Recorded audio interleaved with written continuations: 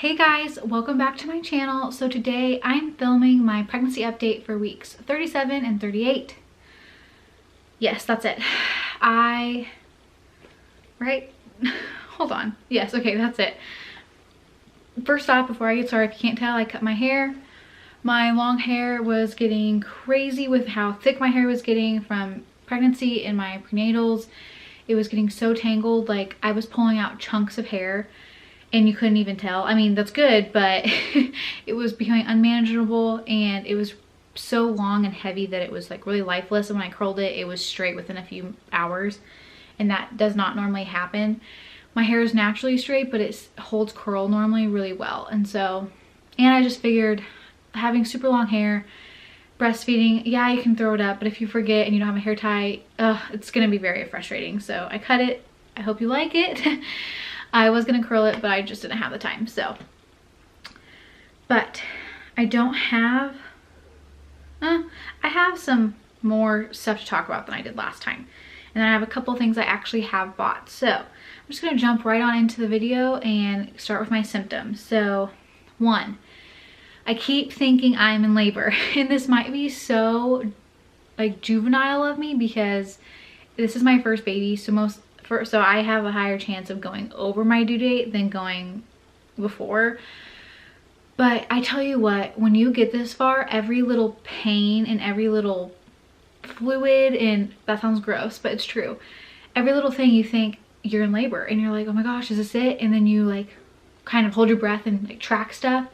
Nothing happens and you're just like, what? And for me, it happens at nighttime and I'm going to the bathroom a lot. And so I'm losing so much sleep, which doesn't help with being uncomfortable, and it's just a vicious cycle. I think I mentioned that in my last video. Like, you're already uncomfortable and then you try and sleep, which makes you more uncomfortable, and you don't have any sleep in you, and then you wake up and it's just so bad. So that hasn't changed. I have had some bad contractions. I mean, they have to be. They're not active labor, but they're definitely contractions, and some of them were really bad. Sometimes it happens after I get checked, which is very normal, but there was a couple I woke up from one round of them, and it was bad. It lasted for maybe half an hour, like the round of them, but it was so bad. I was like groaning. I was on my birthing ball and it was awful, and I was like, maybe this is it, but they stopped, so it wasn't.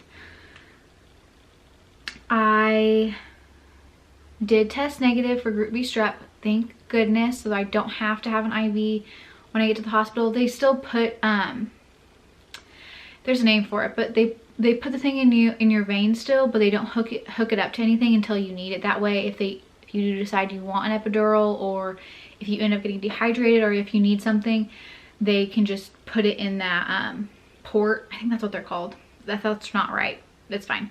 But they can just put it in there and not have to prick you later when you're having a contraction or in really bad labor. So I'll still have that, but I won't have to be hooked up to anything. So I can move freely, I can be monitored intermittently, I can get in the bath, all that stuff. And then going with stuff for my doctor's appointments, I did have an appointment today, which is why I waited until today to film this. But last week at 37 weeks, I was dilated to 1.5 centimeters and I was 70% effaced. So within a week, I dilated an extra 0.5 centimeter and I effaced 20 more percent. This week, I am 2 centimeters dilated and 90% effaced. So, and my doctor kept saying, wow, your cervix is so thin. That's awesome, blah, blah. Like, she was complimenting me on my cervix, and it was kind of weird, but I mean, hey, if that means that labor is gonna be soon, then I'll take it. So that was good news. I don't really know if one's better than the other. I mean, I kind of looked it up because she was just so excited about my cervix, and I was like, 2 centimeters, that's not that far, but the 90%, that's pretty good. Because 36, I was 50, 37, I was 70, and 38 right now, I'm at 90. And I looked it up kind of, if this is wrong, it probably is, but I looked at a lot of things, and especially for first time moms, thinning out and effacing is what they prefer before dilation. And if you're induced, or if you have to be induced, they thin your cervix out before they start giving you Pitocin to dilate you. So I'm thinned out. So that's good. It might mean I still don't go have her into my due date or even after, but it's nice to hear that some things are changing and progressing, so it's better than nothing. Then I'm not super swollen still. My face is a little puffy in the morning, but that's pretty normal for anybody, and especially pregnant women.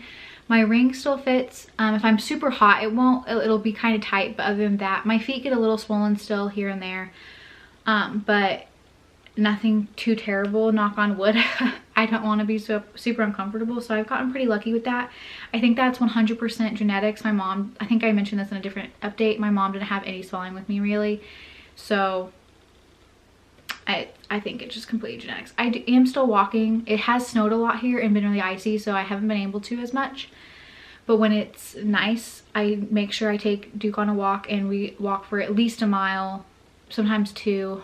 And so that helps sometimes.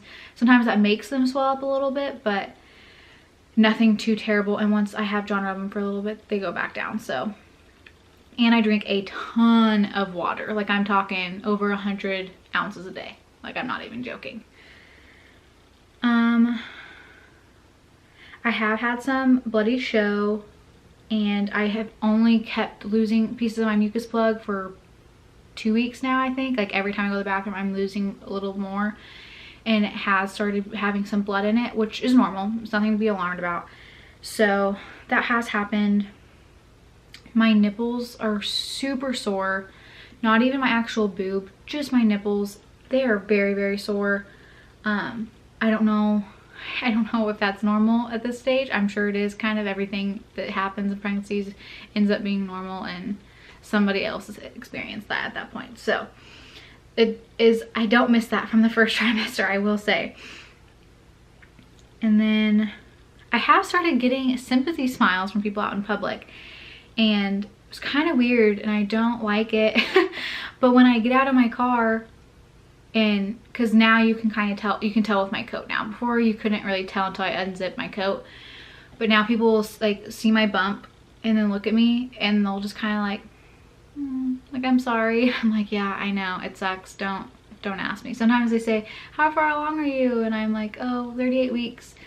They're like, oh, we still have a couple of weeks. I'm like, shut up, that's not helpful. I can tell I don't want to be pregnant anymore. That's just, don't say anything to pregnant women. Just keep doing your own thing. And then I realized I haven't really talked about my weight that much, aside from my first trimester when I lost a ton. So I figured I would give kind of a recap, just because my doctor and my app both told me that I'm pretty much as big as I'm gonna get round wise and weight wise. So I figured I can kind of tell you how much I've gained and all that stuff. So I started out, when I found out I was pregnant, I think I found out I was pregnant 4 or 5 weeks, I can't really remember. I was 132. Normally I'm around 130, but we had just gotten back from our honeymoon, which is when we conceived, and so we ate kind of crappy, and so I had gained a couple pounds just from eating like Shake Shack and stuff. So I was 132, and then I got down to 119 from morning sickness, so I lost 13 pounds, and then I am up to 146, and I have stayed there. So I count how much weight I've gained from my starting weight, not from how much I lost, because I am never 119 pounds ever. And so I gained a total of 14 pounds over my pregnancy, which is pretty good. It still feels like a lot, and I've never seen the scale be that big, but you know what? It's okay. I think my mom only gained like 9 pounds with me or something crazy, and I was like, man, wow. But that doesn't really mean anything for how fast you're gonna lose it. Some people gain way more than that and they lose it way quicker, so who knows. It doesn't really mean anything, but so yeah, I've gained a total of 14 pounds in this pregnancy. And then just one thing that's been on my mind is that, and I was telling John, I was like, it's so crazy to know that it could be way sooner too, it could be tomorrow, who the heck knows, but within the next couple of weeks, our lives are going to change for forever. And I was like, it's one of really the only times you know ahead of time that your life's never going to be the same. And he was like, I mean marriage. And I said, no, not really, because you're still your own person and you still have your independence. And I mean, marriage is a big deal, don't get me wrong. It's a huge deal, but not nearly as big as parenthood, I feel like, because this person completely relies on you to stay alive. And so I was like, that's just so weird to me that we know within a couple of weeks it's never just going to be us two ever again.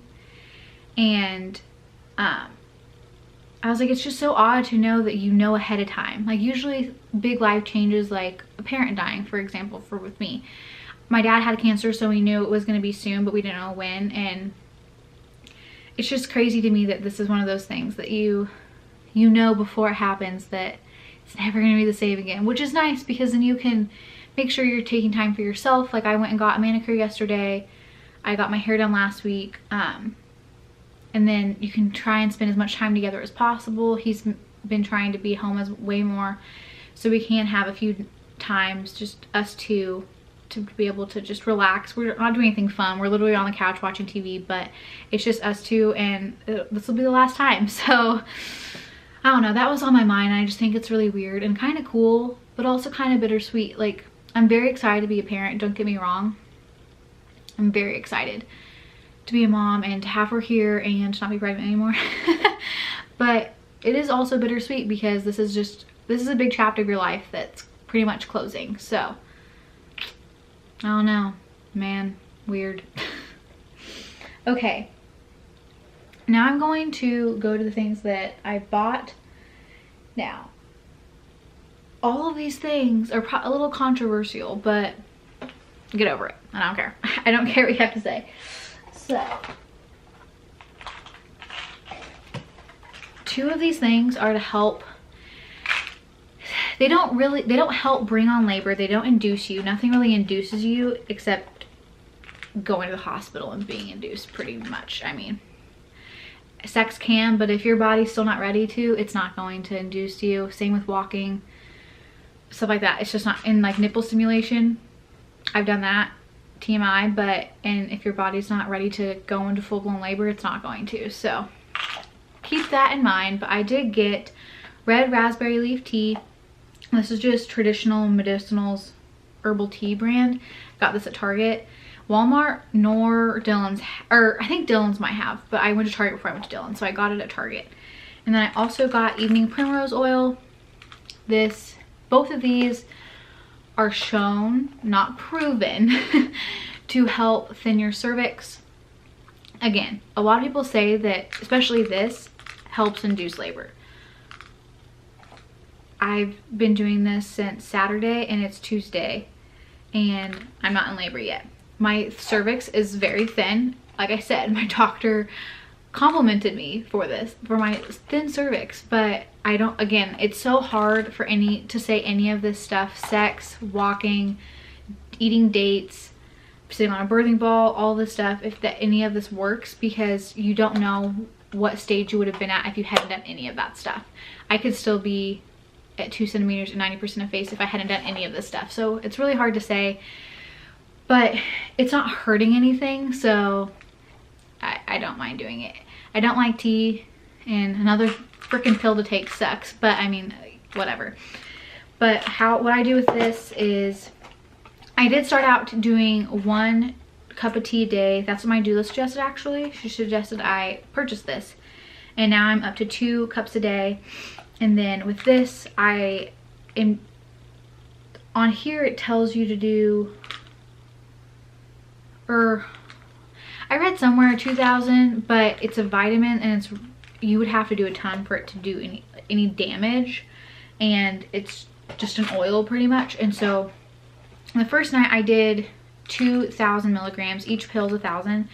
I took 1 orally and I inserted 1 vaginally. Now I'm doing 3,000. I think I'm just gonna stay there. I know some people go up to 4,000, and depending on if she's here by next week. If she's not, I might go up to 4,000 just because it's one thing to do, to say that you did it. But so since I'm doing 3,000 now, I take one in the afternoon with lunch, I take one with dinner, and then I insert one right before I go to bed. If you do decide to insert them, not everybody does, make sure it's the last thing you do before you go to bed, because it's an oil. Sorry if this is annoying, I probably should just sit this down. And make sure you wear a pad, because since it is an oil, it can come out, it can be kind of messy. But like I said, it's a vitamin and it's not gonna do any harm, so I don't know if it works, and I'm not telling you you have to do it, but it's nice to say you did it. If you go over, you can't say that you didn't do things to induce labor, so that's how I look at it, at least. And then the last thing I got is for after she's here. It's mother's milk tea, and it promotes healthy lactation. It's the same brand. You can get this on Amazon. I got mine at Target because it was right there, and I was like, hey, I'm gonna get a couple of those. And I put a few of the tea bags in my hospital bag to drink at the hospital, to help my milk come in and just to help with milk supply. I've heard a lot of people will swear by this. Sometimes you're just not gonna be able to breastfeed, and that's okay.